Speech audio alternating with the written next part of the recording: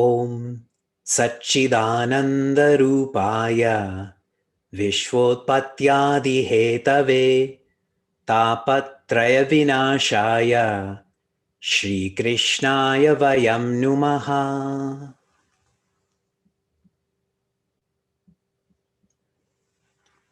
Janmadhyasya yatonvayaditaratascharteshvabhignaswarat Tene brahmarhadaya adikavaye muhyanti yatsurayaha Tejo varimradam yatha vinimayo yatra trisargo mrisha Dhamna svena sada nirastakuhakam satyam param dhimahi Dharma projita ketavo traparamo nirmatsaranam satam Vedyam vastavamatra vastu shivadam tapatrayon mulanam Srimad Bhagavate Mahamuni Kim va parerishvaraha Sadyo hridyavarudyate kritibihi Shushrushuvis tatkshanat.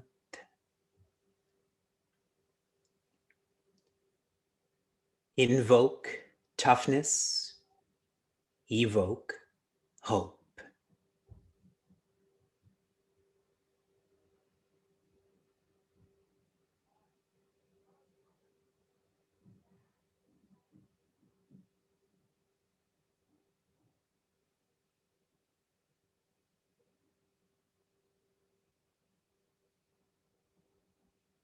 Hari Om and greetings from Niagara Falls.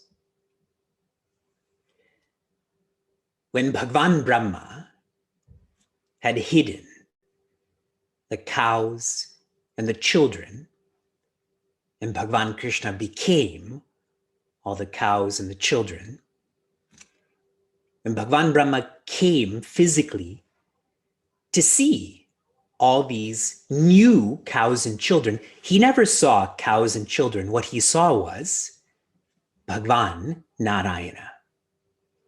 Thousands of Bhagavan Narayanas that are supposed to be cows, thousands of Bhagavan Narayanas that are supposed to be children. The Vedanta in this narration, Bhagavan Brahma is the icon of the intellect, the buddhi that we all have. Our intellect right now is extrovert. And what does the extrovert intellect do? Instructs. Even now as I'm speaking, maybe not now at 11:05, but say 20 minutes from now, you're already thinking about 12:15. I have to do this. 6 o'clock, I have to go there. An intellect that is forever instructing is really an intellect of doership. And that is what Bhagavan Brahma felt. I'm the doer. I created these cows and children. An intellect that is trained to be introverted, inward-looking, does not engage in instruction, but rather engages in inquiry. Inquires into what is the purpose of life? Who am I? Such an intellect does not develop doership, rather surrenders. The inquiring intellect surrenders. And we got to experience the narration with Bhagavan Brahma seeing all of these Bhagavan Narayanas. Our course is to train our intellect to go from being extrovert to introvert so that we feel that there's more to who we are, more to what we're doing than right now.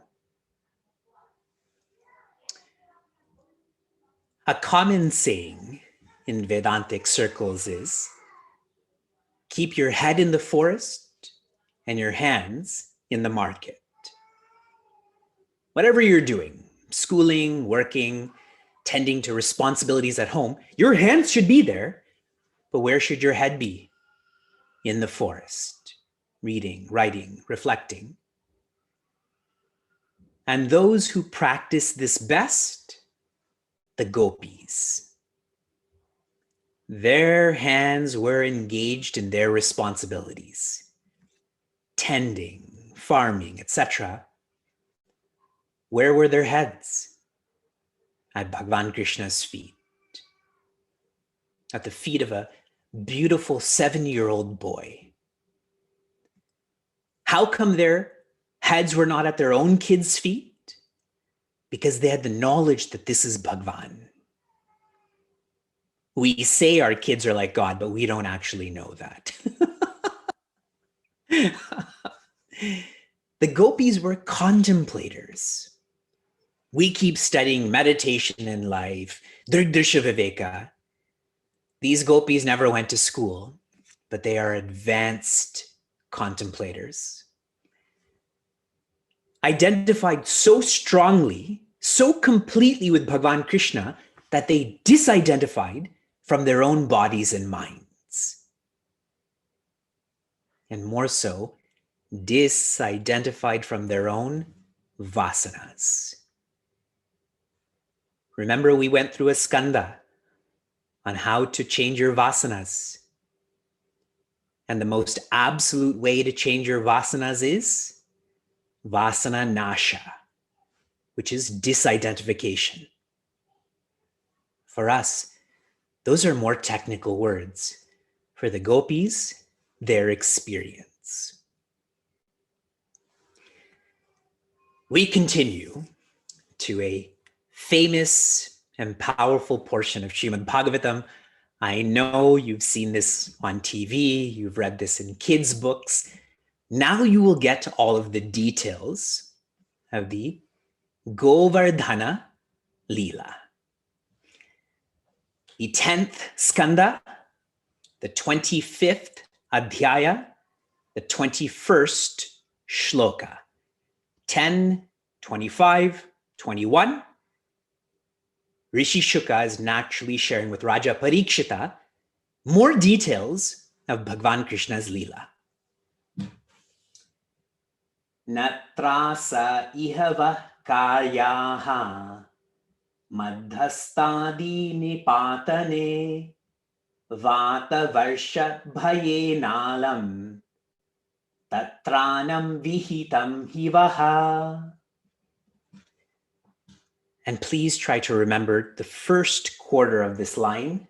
Na trasa iha vaha karyaha, which means, I am here for you. Do not be afraid. Na trasa means no stress, no anxiety, no fear. I am here for you. Bhagavan Krishna is naturally sharing this with the gopis, the gopas. Mandastadi nipatane, what I'm holding is not going to fall. All the gopis and gopas are afraid the mountain is going to fall on them. Vata varsha bhaye nalam, the winds and the rains will not trouble you. Again, why? Because I am here. Bhagavan Krishna, Tatranam vihitam hivaha. Do not be troubled. Okay? The build-up to all of this. Bhagavan Krishna was observing that his father, his foster father, Nanda, was prepping intensely for what appeared to be a yajna, collecting lots of food and herbs and vessels. And Bhagavan Krishna knew why he was doing this, but he asked in an innocent way, "What are you doing? Why are you doing?" And Shinanda tried to explain to him why they're doing what they're doing, that we're doing this to please Indra. Indra is the controller of the clouds and the rains. And Bhagavan Krishna listened to all of this and then responded in a very witty way. So here are some of his responses. He says, those people who are enemies or even neutral, you should avoid them. If there's people in your lives that are enemies or even neutral to your well-being, you should avoid them, and you should be close to your friends, those who help you to grow.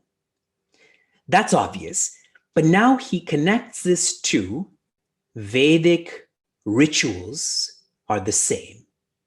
You should have the same relationship with Vedic rituals. If you don't know why you're engaged in a Vedic ritual, if you're engaged in a Vedic ritual out of fear, you should avoid that.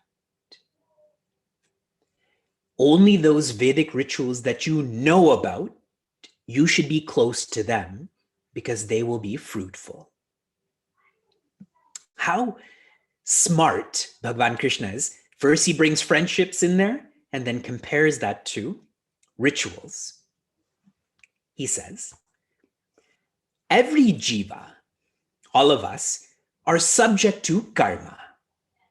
There's an action, there's a reaction, there's another action. Everyone agrees. Then why are you engaged in a yajna towards Indra? Where does he fit into this cycle of action-reaction? So there's another rebuttal. He continues, your responsibilities are honoring karma. So you being responsible, disciplined and careful, etc., that is honoring the true icon or power in your life. That is karma, not Indra. So that's another rebuttal. And after Nanda and all of the people working heard this, they internalized this and accepted this. And so instead of gathering all of this food and all of these herbs and materials and giving this to Indra, what they did was they gave gifts, they gave dakshina to the brahmanas, because the brahmanas specifically guide them. They gave fresh grass to the cows, because the cows directly help them. And they gave respect to the nearby mountain, that is Govardhana. And respect here means they did pradakshina around this mountain, thinking about that mountain. And so their whole yajna changed in texture.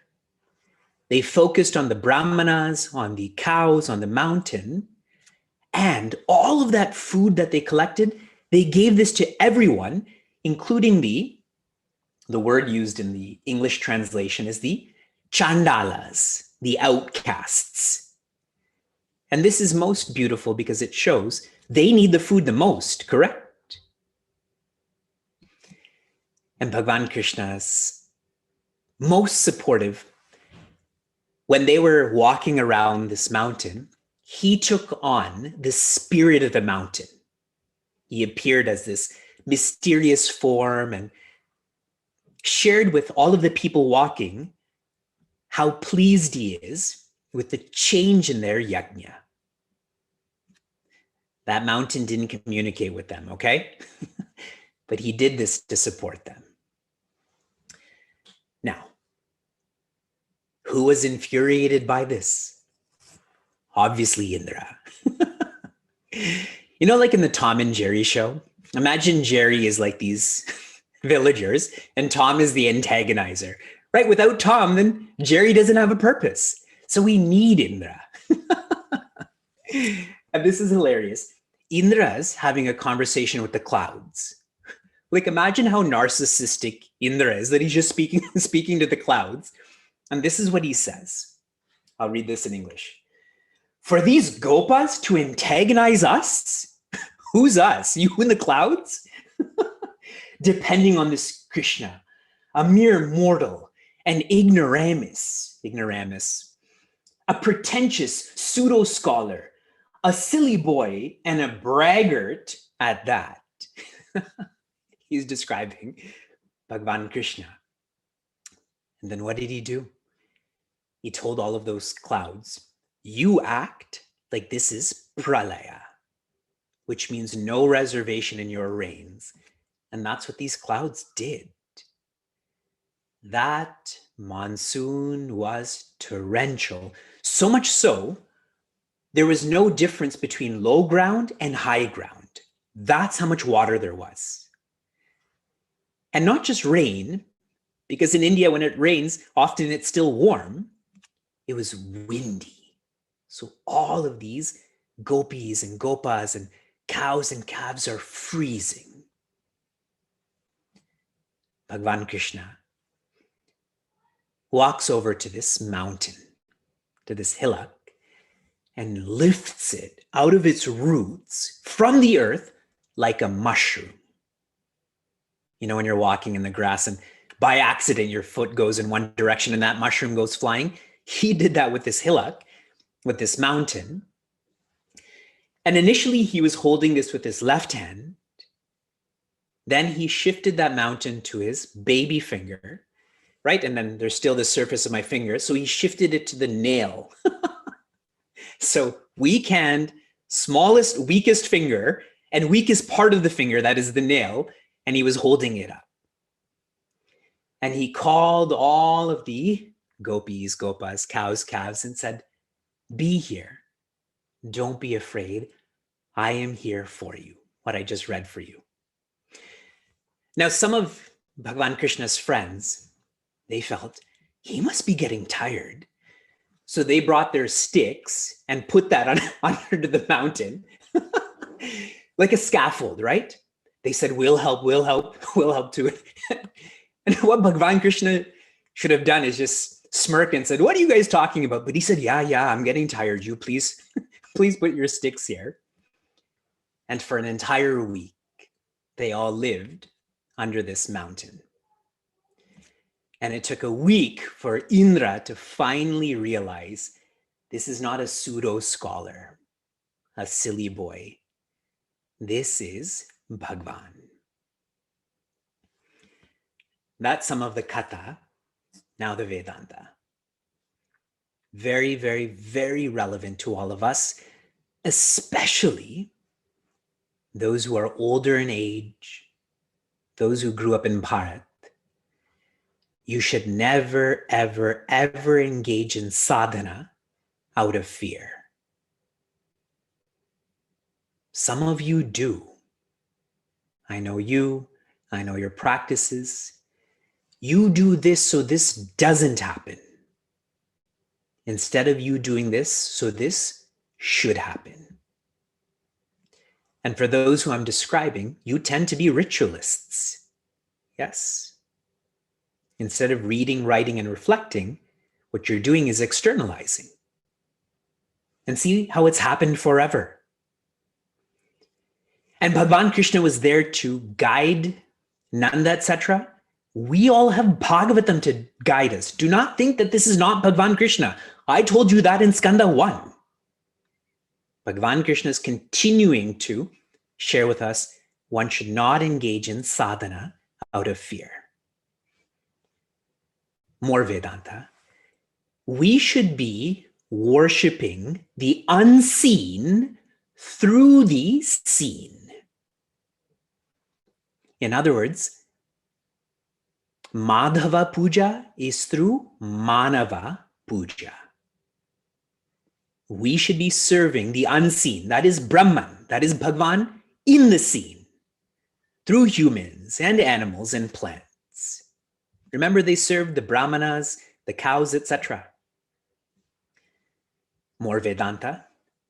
Might is not right.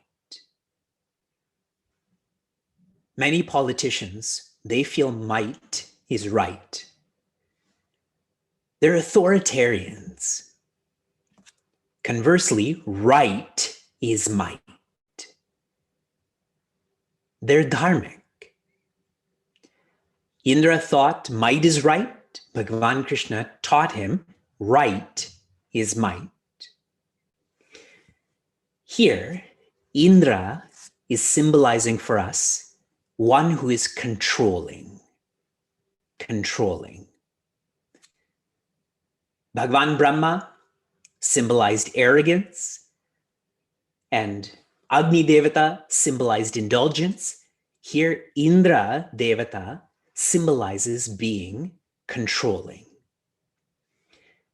Those who are controlling are easily provoked. Agreed?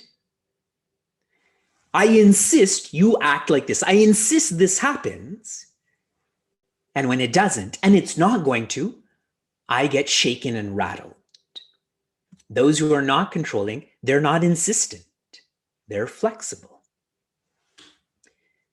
Swami Tejomayananda had shared, power is to be used to serve and not demand.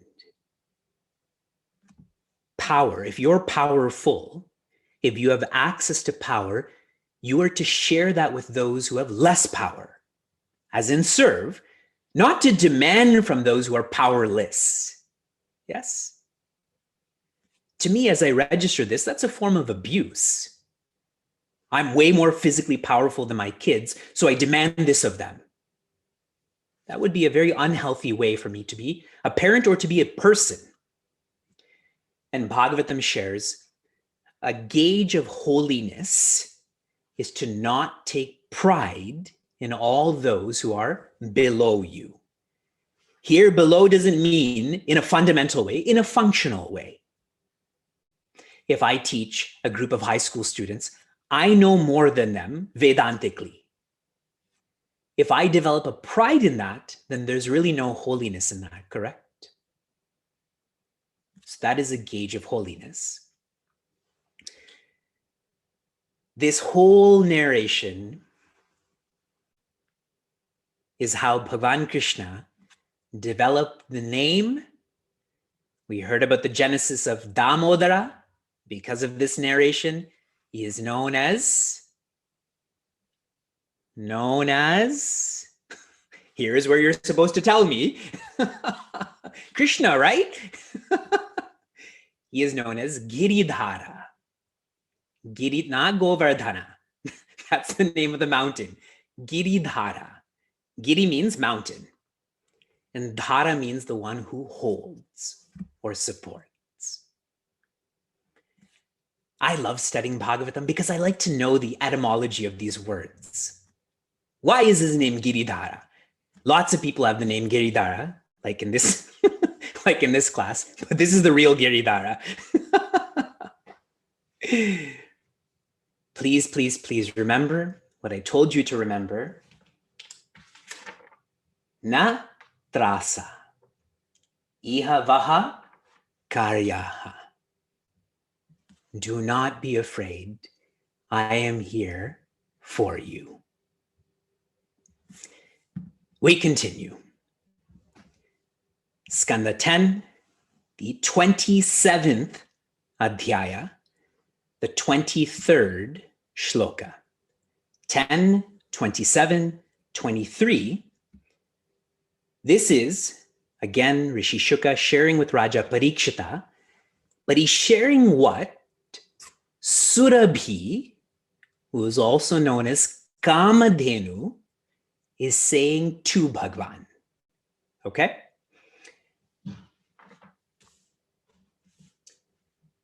Indra Surarshibhi Sakam Nodito Deva Matrabihi Abhyashinchita Dasharham Govinda Iti Chabhyada. Indra and Surabhi. Surabhi is Kamadhenu, the mystical cow. They came together.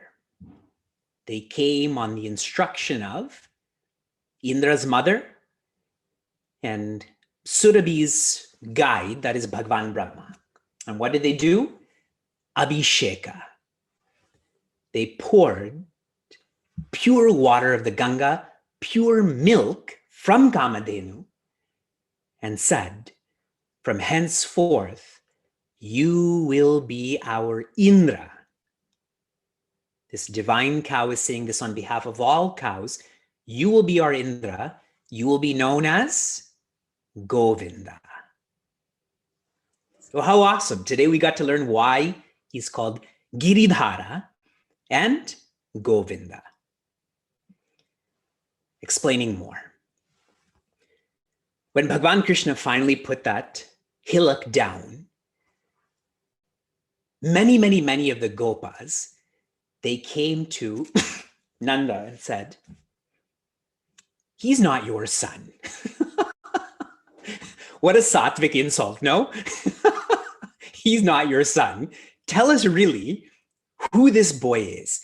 Because until then, his divinity was covert. Now this was overt, correct? Lifting up a mountain for a week on his nail. So what Shinanda does starts to explain what Rishi Garga shared about Bhagwan Krishna. And I had shared that with you some time ago. Rishi Garga shared that he's been alive forever, he's going to protect you, and on and on and on.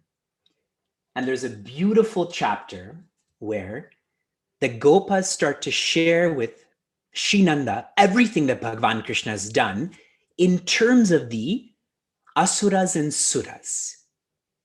I'm going to go through that review with you, okay? So this is the Gopas pointing out to Srinanda that your son, when he was a baby, did this. When he was a child, he did this. When he was a boy, he did this. So our review, Bhagwan Krishna corrected Putana. Putana is symbolic for ignorance. Bhagwan Krishna corrected Shakata. Shakata is symbolic for materialism. Trinavarta, that is desire. Vatsa, that is attachment.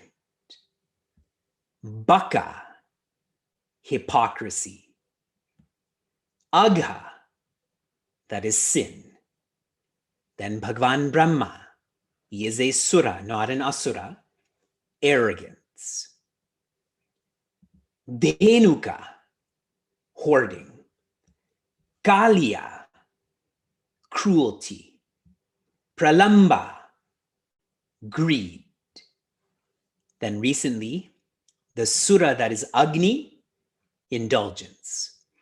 Now the sura that is Indra, which is controlling. So they shared all of this. The whole chapter is a review. And that's where Shinanda says what Rishi Garga has shared in all of this is coming true. The next chapter is where, so that was 26 in chapter 27. Indra comes from Swarga to Bhagwan Krishna. Kamadhenu comes from Swarga to Bhagwan Krishna. And they both worship Bhagavan Krishna from different perspectives. Indra came out of fear, correct?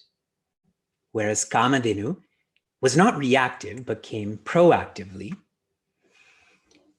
And here is where they shared what I just shared, Govinda. The etymology of the word Govinda is quite vast. I will give you the simplest that relates to us.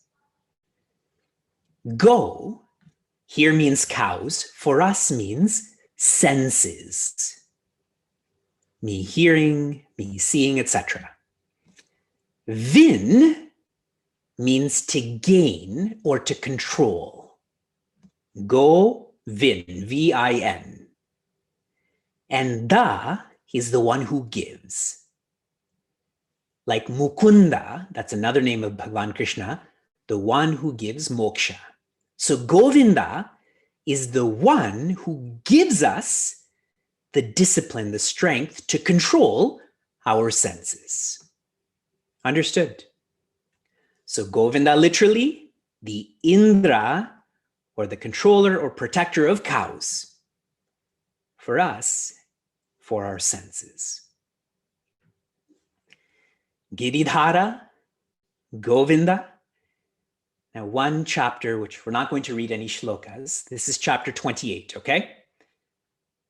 Giridhara, chapter 25. Review, chapter 26.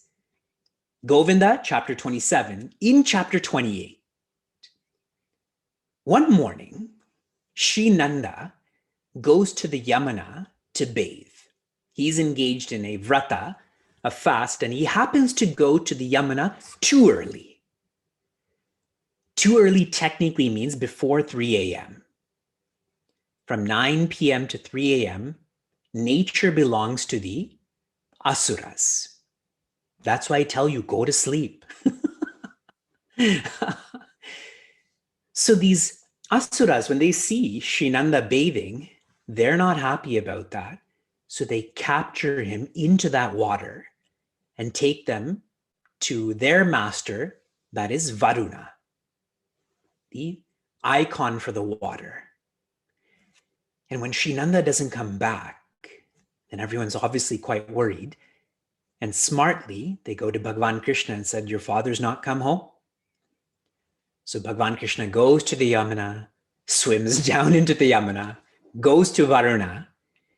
And Varuna here is not one of the symbols of a vice. He never intended this. He asks for forgiveness, saying, my helper didn't know. You have brought glory to my life because I've seen you.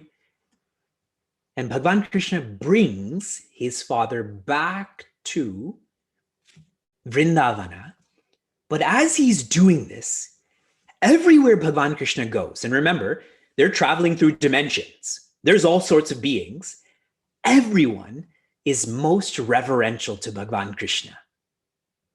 Now imagine this father with this 7-year-old boy, and everyone who's supposedly most powerful is revering this boy. And he's really shocked by all of this. So when he comes back to Vrindavana, he's telling everyone, his wife, the gopis, the gopas, about what happened. And they all felt sad because they now have come to trust that this is Bhagwan. How come Bhagwan hasn't shown us who he is? How come he hasn't made us feel who he is? And Bhagwan Krishna, who's Antaryami, he knows what everyone is thinking and feeling. What he does is take them to, and please note these words, Brahma Hridam. Brahma Hridam, which in English means the heart of infinity. In Bhagavatam, they externalize this as if he takes them to a physical place. But in Vedanta, we know what he does is enlightens all of them. And after that, he physically takes them to Vaikuntha. Who's in charge of Vaikuntha? Who lives there? Bhagwan Narayana. And there is lots and lots and lots of depth to this. The fourth purpose in life is enlightenment or moksha. What is the fifth purpose in life? Bhakti or devotion. That's why first Brahma Hridam enlightens them and then takes them to Vaikuntha, and they come back to Vrindavana.